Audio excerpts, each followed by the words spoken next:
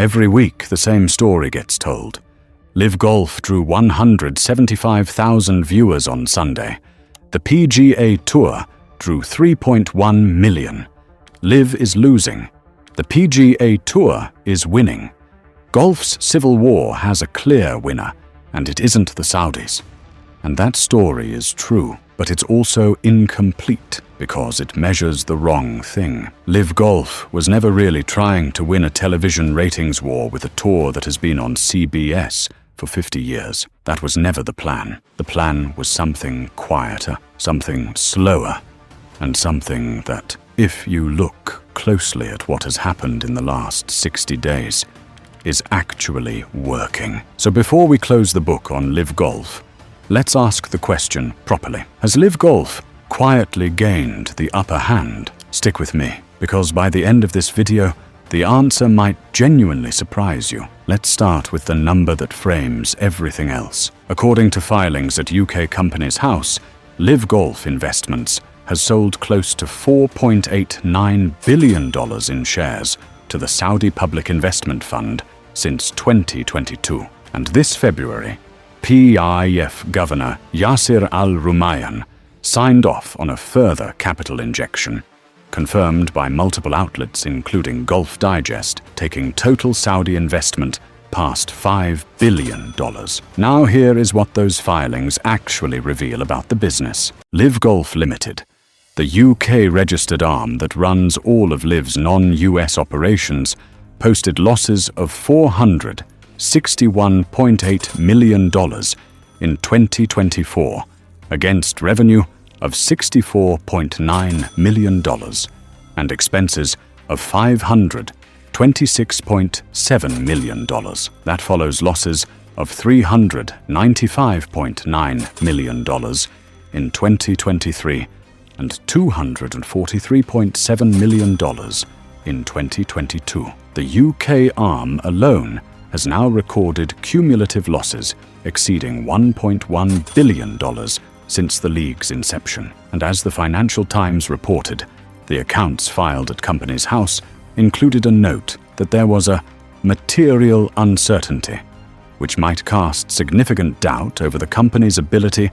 to continue without continued PIF support. The PIF provided that support in writing. Now, Live's US-based operations, Live Golf Inc., registered in Florida, do not file public accounts, so the true global loss figure is unknown and almost certainly higher.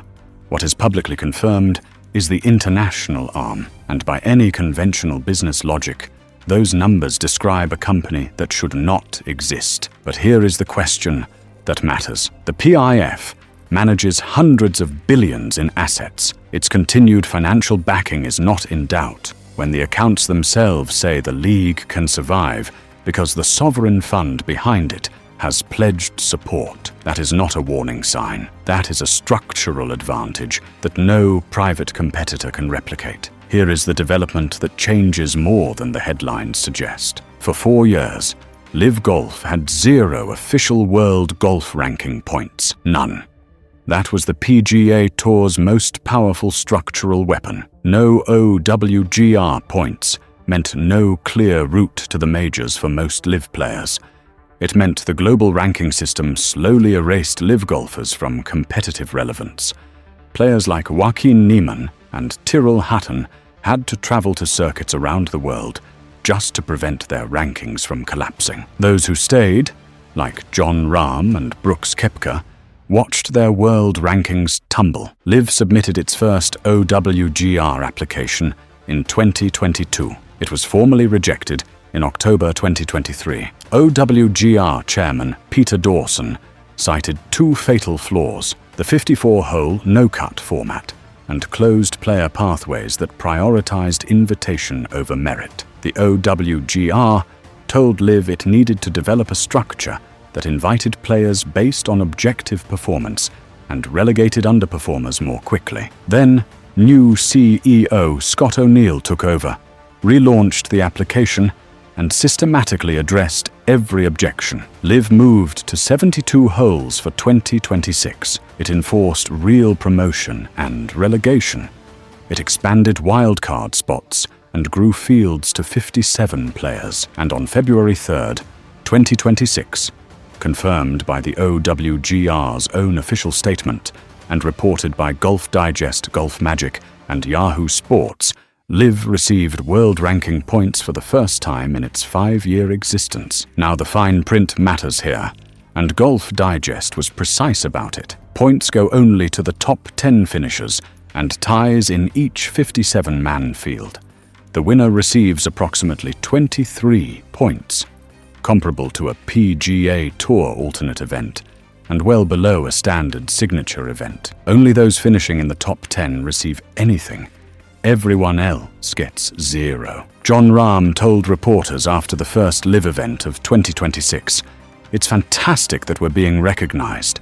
With that said, I don't like how we're not being treated the same as every other tour." That frustration is real, but as Golf Digest's Dylan Dethier wrote directly, "These points are a big, big deal. LIV's young stars now have a legitimate pathway to climbing the ranks and playing their way into majors." And the OWGR's own statement noted explicitly that LIV's position will continue to be evaluated, which means points could increase in future seasons if the league continues to evolve.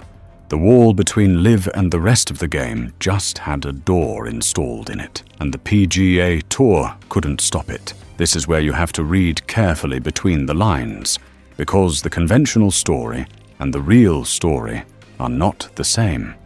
In January 2026, 5-time major champion Brooks Koepka left LIV with reportedly 1 year remaining on his contract, which ESPN confirmed was worth more than $100 million.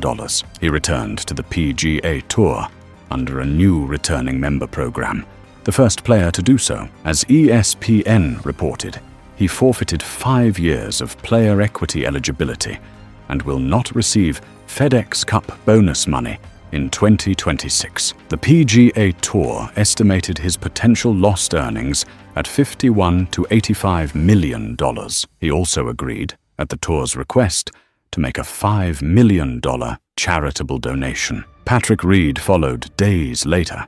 After winning the Dubai Desert Classic on the DP World Tour, Reed told ESPN, "After winning, I realized just how much I missed the grind and the dogfight." He confirmed he was leaving LIV and returning to the PGA Tour, eligible as a past champion member for the 2027 season, with an 8-month suspension to serve first, as Sky Sports and the Associated Press both reported. The conventional headline, "LIV is crumbling. 2 major champions have come home." But here is the part that matters more. The returning member program that facilitated Koepka's return was, according to ESPN, open only to players who had won a major or the Players' Championship since 2022. That made 3 other LIV players eligible: Jon Rahm, Bryson DeChambeau, and Cameron Smith. Golf Digest reported the window for applications closed on February 2nd. None of them applied. Rahm is staying. DeChambeau is staying. And as Golf.com reported, his contract with LIV expires at the end of 2026, with sources saying he is seeking a new deal, reportedly in the range of $500 million. Cameron Smith has said nothing about leaving. These are the players the tour most wants back, the ones who move the needle commercially and competitively. And as of today, they are all still on LIV. Rory McIlroy acknowledged the departures, but also told reporters, as ESPN confirmed, it seems like some of those guys are maybe starting to realize that they're not getting everything they wanted out of going over there. But he also admitted recently that he had been too judgmental of the players who left in the first place. That quiet admission tells you something about where the ground has shifted. Here is where the tour's position looks strongest and where the context matters most. Golf.com's analysis of Nielsen data through 7 head-to-head Sundays in 2025 showed the PGA Tour averaging 3.1 million viewers on CBS and NBC, while LIV averaged 175,000 on Fox, FS1, and FS2. That is nearly an 18-to-1 ratio. On cable specifically, Golf Channel's PGA Tour lead-ins drew 506,000 average viewers, while LIV's full-length cable telecasts drew 101,000, a 5-to-1 margin. Those numbers are clear.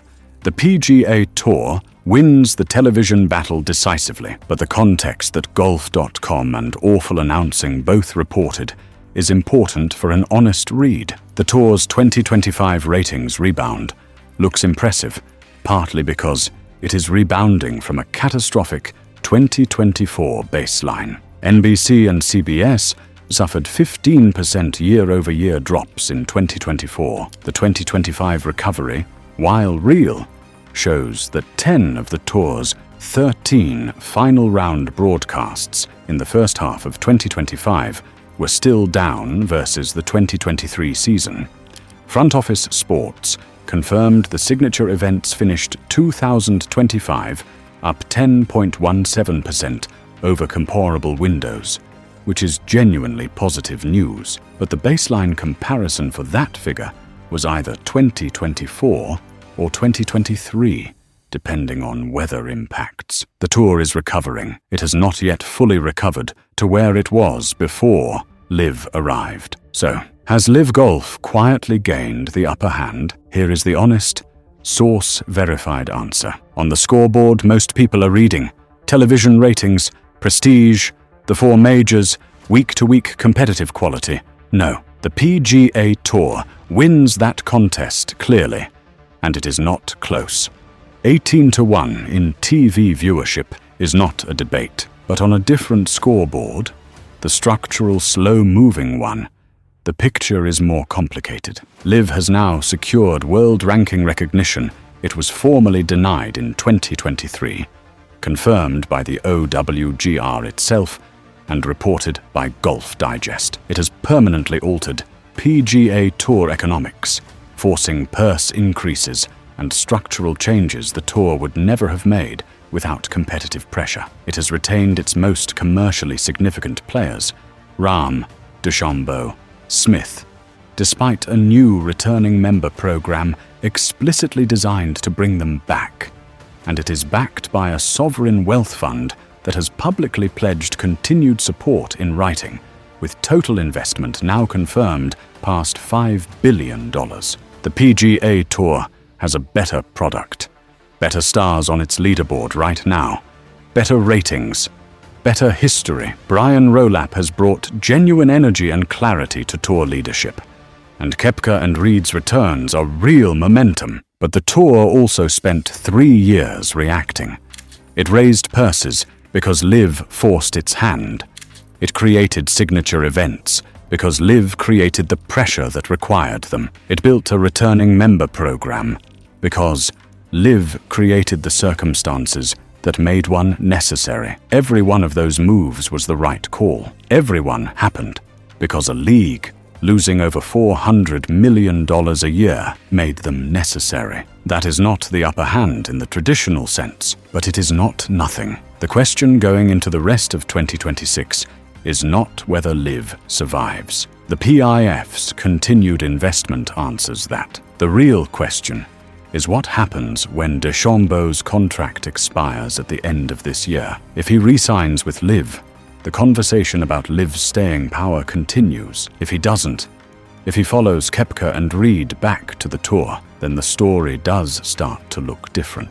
Until that answer arrives, this is not a war that's over. It's a war in which one side is winning on the visible scoreboard and the other is quietly rewriting the structural rules of the game. Subscribe to Legacy Wedges for more content like this.